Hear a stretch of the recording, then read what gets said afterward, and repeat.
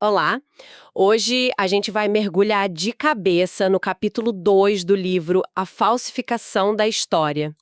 Se no primeiro volume a gente viu a ideia da história sendo usada como uma arma, agora o autor tenta responder uma pergunta ainda mais complexa.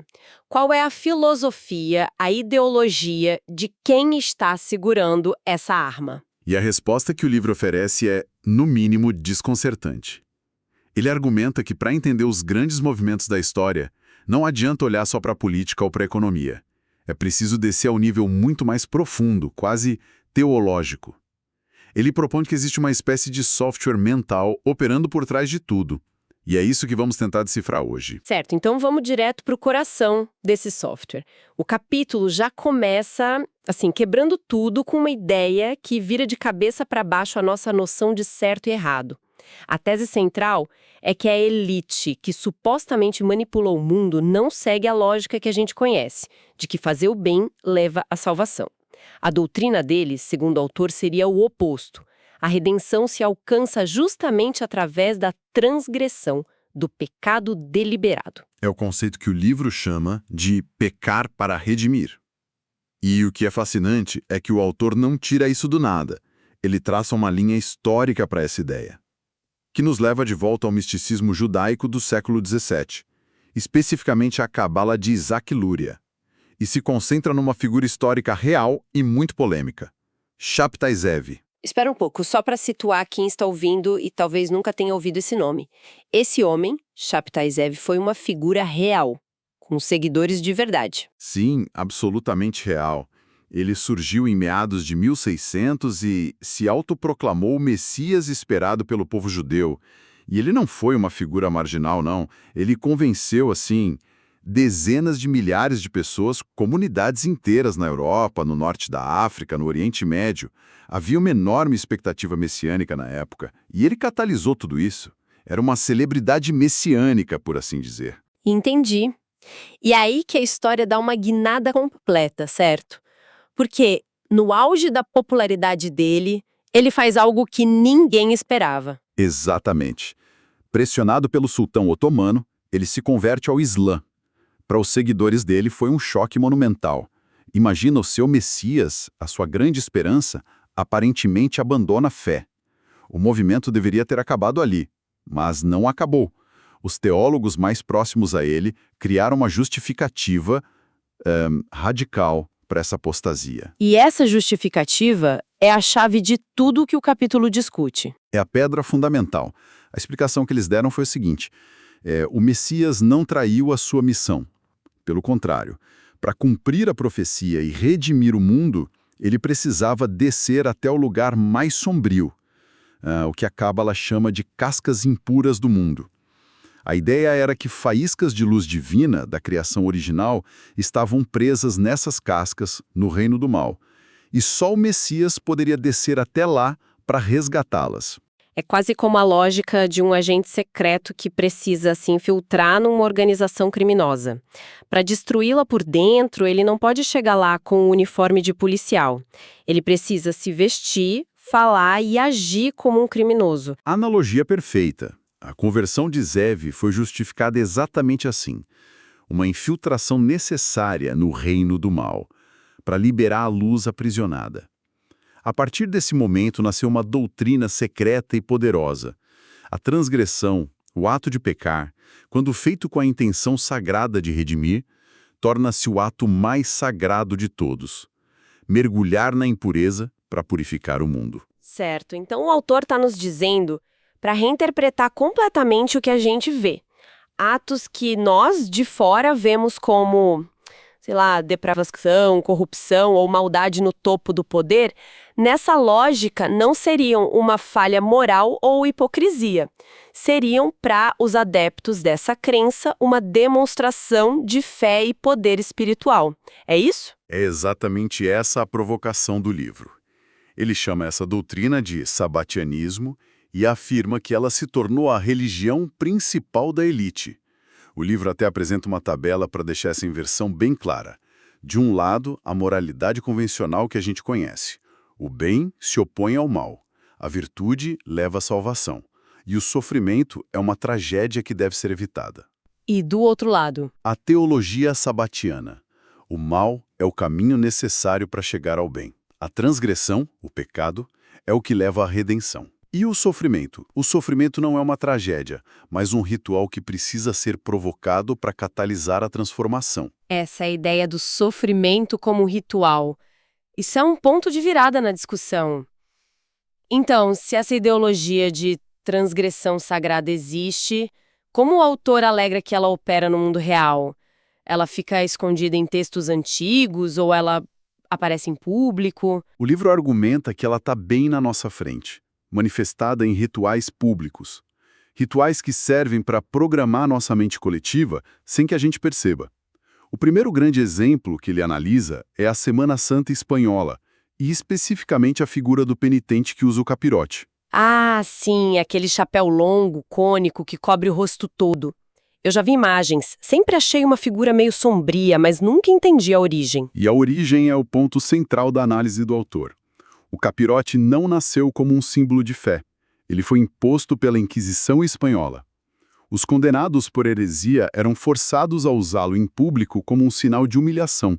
Era o equivalente a uma placa no pescoço dizendo: "Eu sou um pecador, sintam vergonha de mim". Mas hoje as pessoas usam voluntariamente nas procissões como um sinal de devoção e penitência? E aí está a inversão psicológica que o livro aponta.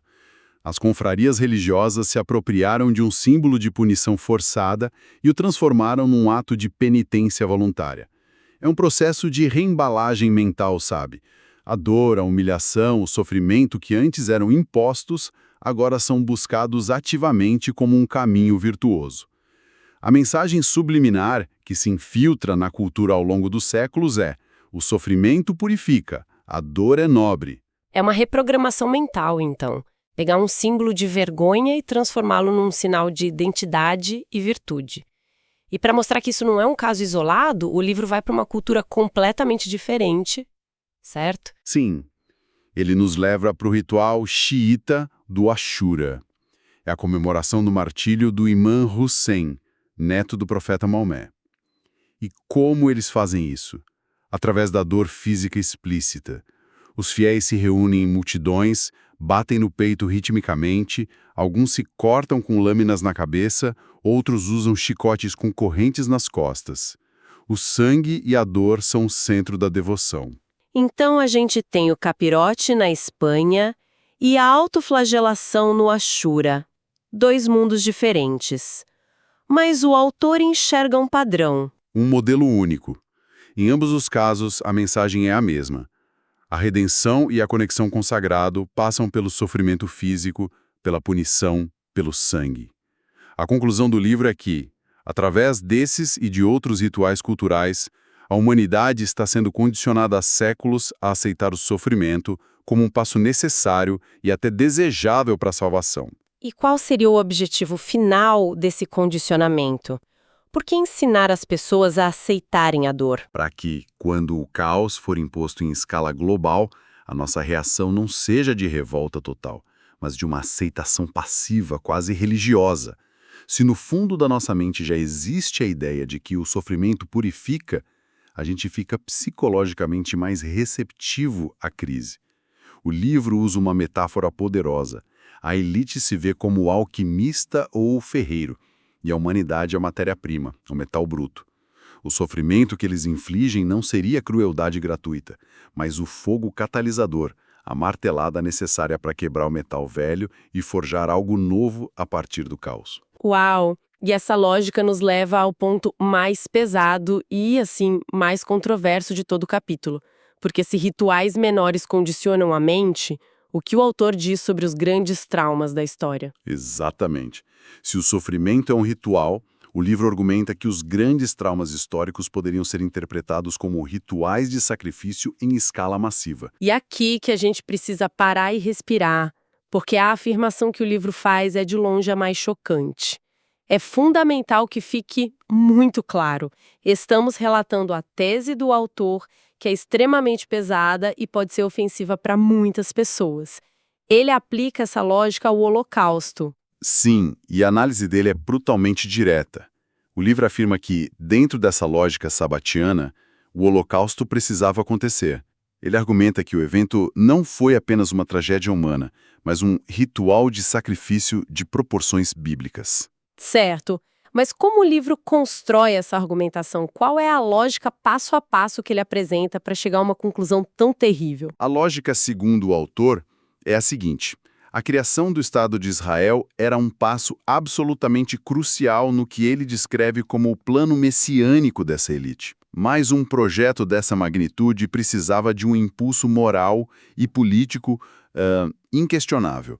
O autor argumenta que o sofrimento inimaginável e a morte de 6 milhões de judeus criaram o combustível sacrificial, a energia psíquica e moral necessária para que o mundo não apenas aceitasse, mas apoiasse ativamente a fundação de Israel. A dor e a morte de milhões teriam sido, nessa visão, o preço do sangue, o sacrifício necessário para dar à luz à nação.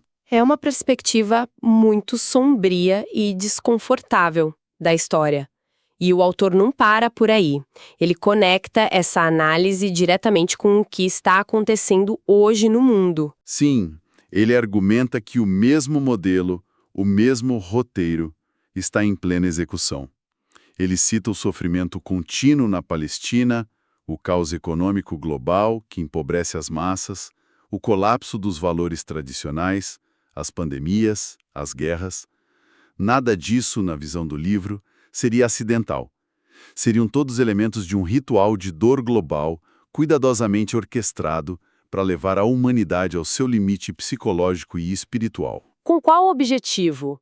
O que eles ganhariam nos levando a esse limite? O objetivo final, de acordo com a obra, é criar um sofrimento tão intenso, uma crise tão profunda e sem solução aparente, que a chegada de uma solução final, seja ela uma nova ordem mundial, um governo global ou até uma figura messiânica, será vista não como uma tirania imposta, mas como uma salvação bem-vinda. A população, exausta e quebrada pelo caos, imploraria pela ordem, sem se importar com o preço da liberdade. Para aprofundar essa ideia de transgressão como método, o livro busca um paralelo histórico ainda mais antigo, não é? Sim, ele vai até as seitas gnósticas do início do cristianismo, como a dos carpocracianos. Eles tinham uma crença fascinante. Acreditavam que o mundo material foi criado por um Deus imperfeito, uma espécie de carcereiro, e que as almas estavam presas aqui em ciclos de reencarnação. Para se libertar, a alma precisava quitar suas dívidas com este mundo. E o atalho para isso seria experimentar conscientemente todos os atos e paixões humanas, incluindo os considerados mais pecaminosos. Então a ideia era cometer todos os erros de uma só vez para zerar a conta e se libertar do sistema. Uma espécie de aceleração espiritual através do pecado. Exatamente. Uma transgressão metódica para acelerar a libertação. O autor traça uma linha direta entre essa crença antiga e a suposta ideologia da elite moderna. A destruição como um atalho para a criação, o mergulho no caos como o caminho mais rápido para uma nova ordem.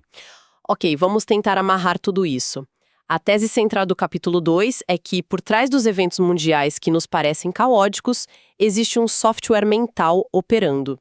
Uma lógica de inversão moral, onde a destruição é um ato de criação, o sofrimento é uma ferramenta de purificação e o pecado é um caminho para a santidade. Perfeito. O autor defende que, sem entender essa teologia sabatiana, os eventos parecem aleatórios e sem sentido. Mas quando você aplica essa lente, eles de repente ganham um propósito coeso e uma direção. Um propósito que, nas palavras do livro, é aterrorizante. É a ideia de que a história não está simplesmente acontecendo, ela está sendo escrita de acordo com um roteiro sagrado e invertido. E essa lógica da inversão do sofrimento, que é reembalado como virtude, nos deixa com uma pergunta para pensar que o próprio capítulo provoca. Sim. O livro usa o exemplo do capirote para mostrar como a dor imposta por uma autoridade pode ser transformada em um ato de penitência voluntária, um símbolo de identidade. Isso nos leva a uma questão importante para a reflexão. Que outros exemplos de símbolos ou práticas na nossa sociedade moderna poderiam ser vistos como uma reconfiguração semelhante? onde algo que era originalmente negativo ou imposto é hoje adotado voluntariamente pelas pessoas como um sinal de virtude, de pertencimento ou de identidade. Ficamos por aqui. Até a próxima!